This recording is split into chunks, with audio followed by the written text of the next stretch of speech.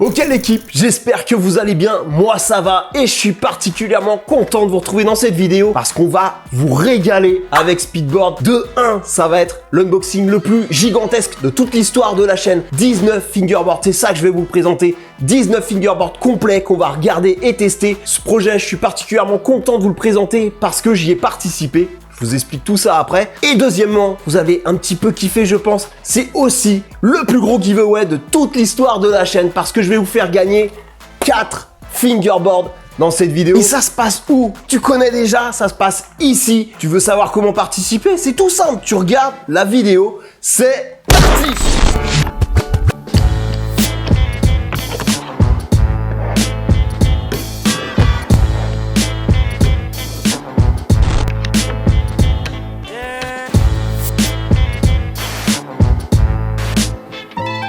Aujourd'hui l'équipe, j'engage pour vous, je vais tellement ouvrir de boîtes que je risque de me blesser.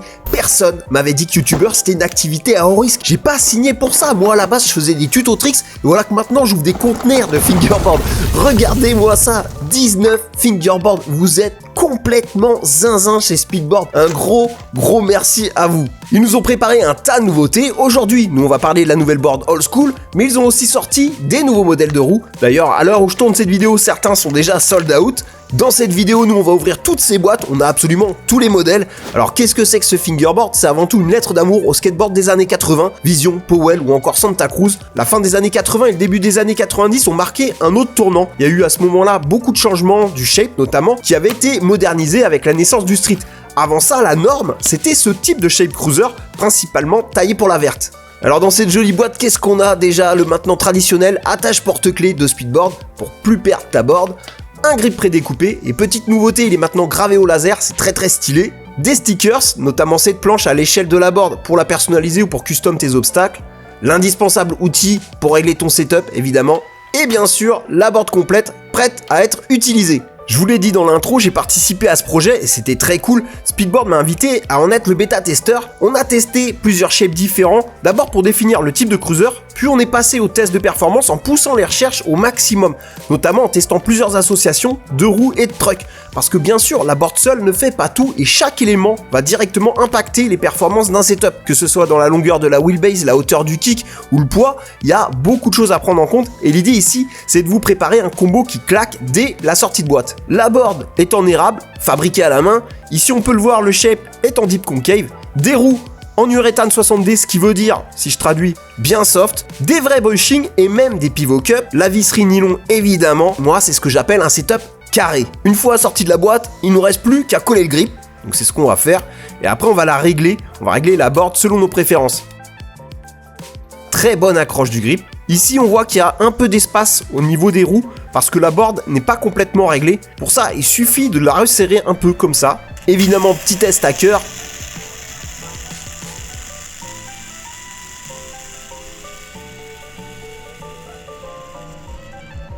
Et ouais, là on est vraiment bien. Et moi, comme j'aime rouler bien loose, je vais un peu desserrer les trucks, mais ça c'est perso, donc c'est à vous de voir selon vos goûts.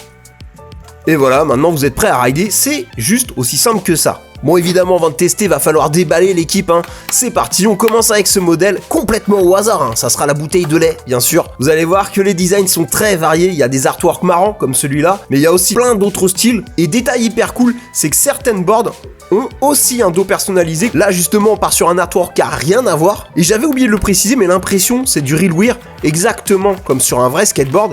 Et ça, c'est bien sûr très cool. Là, clairement, le design me rappelle un certain Ghost Rider, bien sûr. Nicolas, tu te calmes, ça sert à rien de t'énerver, je te la mets de côté la board. Alors celle-là, je la kiffe tout particulièrement. Là, je vois déjà mes gros métalleux au fond de la classe, là en sueur. Checkez, moi ça m'évoque direct Doom avec son cyberdémon et même Quake avec le logo, j'adore. Finition 100% chétane avec le petit 666 qui va bien. Le verso est aussi personnalisé, encore un petit 666. D'ailleurs, l'équipe 666 plus 666 égale 1332. Et si cette vidéo fait 1332 likes, je ferai gagner cette board en plus des autres. Si chaque personne qui regarde cette vidéo met un like, c'est fait vraiment en quelques jours. Après voilà, hein, ça fera une 5e board à gagner, c'est toi qui vois. Hein. Allez, on passe maintenant à la 5e board. Là, on est sur du pur classique, pur jus. Exactement le genre de visuel qu'on voyait à l'époque. Et celle-ci, elle a une particularité, c'est que chaque élément est d'une couleur différente. Les hangers, les bushings, les roues, c'est vraiment très cool, je trouve. 6e board, attention, c'est un banger. Pink Cat Babe, le design est vraiment délire. Et encore une fois, on a un verso personnalisé. Là, ça s'y prête en plus particulièrement bien puisqu'on a du coup le dos du chat, c'est vraiment bien vu. Le combo de couleurs avec le rose fluo des roues est parfait. Et regardez bien, la base plate qui est sur le front du chat, elle est blanche. Il y a un vrai souci du détail. 7e board, du classique, du gros crâne psychédélique des familles. D'ailleurs, pour toutes ces boards dans ce thème, et vous verrez, il y en a plusieurs, on est obligé de citer l'illustrateur Pushhead, connu par tous pour son travail avec Metallica ou Misfits, mais c'est aussi quelqu'un qui a eu une influence énorme sur le skateboarding des années 80 avec ses artworks qu'il avait réalisés par exemple pour Zephyr ou Zorlak. Donc aujourd'hui, quand on associe la old school à ce type d'imagerie, d'ailleurs exactement comme ici, eh bien c'est en grande partie grâce à Pushhead. Et bien sûr, c'est pour notre plus grand plaisir. Alors bien sûr, avec Speedboard, on a beaucoup parlé des artworks pour cette gamme old school, et à un moment, on s'est dit que la thématique de l'alien, c'était juste obligé, et voilà ce qu'a donc réalisé l'artiste Milan, et c'est vraiment une belle dinguerie. Bon, moi j'avoue, j'aurais bien vu le J et Kale OVNI, t'imagines, un fingerboard Joule, ça serait juste fou. Si tu regardes cette vidéo, le sang, faut vraiment qu'on se capte, faut qu'on se fasse une collab, y a un truc à faire, je te promets. 10e board, une board, logo, du simple, de l'efficace. Alors, est-ce que t'as la référence là? C'est assez facile, c'est un mix entre le logo de Thrasher Mag et celui de Metallica. 11e board, un autre classique de l'époque, la board Comics. Là, le style me rappelle celui de Todd McFarlane, l'auteur notamment de Spawn et surtout du meilleur des Spider-Man. Ici, on a du comics plus moderne, plus abstrait, avec cette 11e board. Franchement, vraiment efficace. Vraiment, j'aime beaucoup, elle va bien rendre en action, je pense. Alors cette board-ci, elle est particulièrement intéressante. Toute simple, avec le logo façon Spinal Tap, pour ceux qui ont la référence, gravé au laser, au recto et au verso. Et sa particularité, c'est qu'elle coûte 5 € de moins que les boards imprimées. Donc voilà, c'est un très très bon plan. À la 14e board, c'est un coup de cœur, on me prend par les sentiments, la grenouille à capuche. Moi, dès qu'il y a des grenouilles, je suis comme un fou, je suis le genre de gars qui jouait à EverQuest juste pour jouer un Froglock. On continue avec une autre logo board, mais vous allez voir ici, la dédicace n'a rien à voir. Elle va se situer à ce niveau avec le slogan Skate and Destroy, qui est une référence directe au morceau culte du même nom de The Faction, un groupe culte de hardcore américain avec un certain Steve Caballero à la basse. Et pour mes plus geeks, c'était aussi le nom d'un jeu pas si mal, on va dire, sur Play 1, qui faisait bien sûr aussi référence à la chanson The Faction. 16e board déjà, j'aime beaucoup celle-ci. Dans la famille des crânes old school, je demande le Frankenskull. Superbe réalisation. C'est bourré de détails, franchement j'adore. On enchaîne avec un autre classique de la marque, c'est le retour de la mascotte de Speedboard.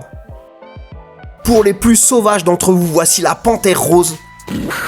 Encore une fois, très réussie et elle respecte bien les codes de l'époque. On trouvait souvent des animaux sauvages pour illustrer nos skateboards, comme des aigles, des jaguars et bien sûr des serpents. Voilà, ça parlera à ceux qui fréquentaient les Leclerc. Voilà, les darons comprendront. Et on est bien dans le thème, voilà. Et enfin, la 19e et dernière board, mais pas des moindres, une logo board que je kiffe particulièrement parce qu'elle me rappelle un de mes jeux préférés à l'époque, c'était Devil Crash sur PC Engine et Mega Drive, c'était une boucherie ce flipper. Ici aussi, l'assortiment truck, roue, bushing est travaillé. Et maintenant, je vais aller tester tout ça. On se retrouve nous juste après pour vous faire gagner les boards. Let's go!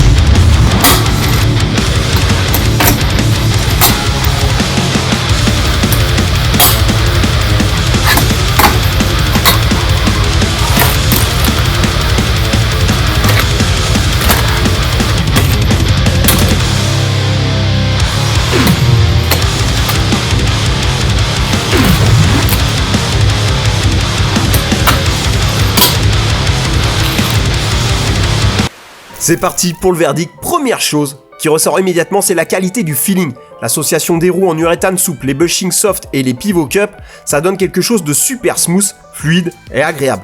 Niveau performance, vous arrêtez surtout pas son apparence de cruiser, c'est un fingerboard 100% fonctionnel. Vous pouvez être aussi technique que vous voulez, il n'y a pas de souci. Et les roues, ça c'est un gros thème. Je rappelle que Speedboard ont été les premiers à proposer des roues low cost avec des roulements qui ne cassent pas. Je parle de ces roues-là qui s'affichent à l'écran, je vous les ai souvent recommandées ici.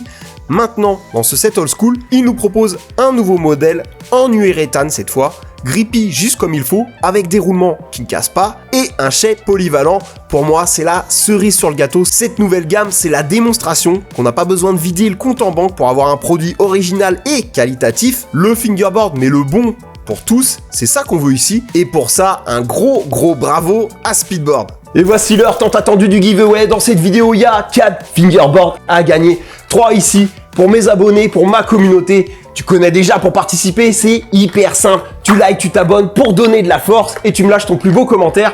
Dans 2 semaines, je choisirai les 3 plus marrants et j'annoncerai en commentaire épinglé sous cette vidéo le nom des 3 gagnants. Ça, c'est une façon de participer. La seconde, c'est de participer au concours sur Instagram. Il y a une board à gagner là-bas. Tu trouveras le lien direct pour participer au concours dans la description. Évidemment, si t'es mineur, tu demandes d'abord l'autorisation à tes parents pour participer. Voilà, c'est tout, hein. Bonne chance à toutes et à tous. Voilà l'équipe, c'est tout pour aujourd'hui. Longue vie à Speed. Je peux vous dire qu'il travaille maintenant et charbonne dur sur un autre gros projet.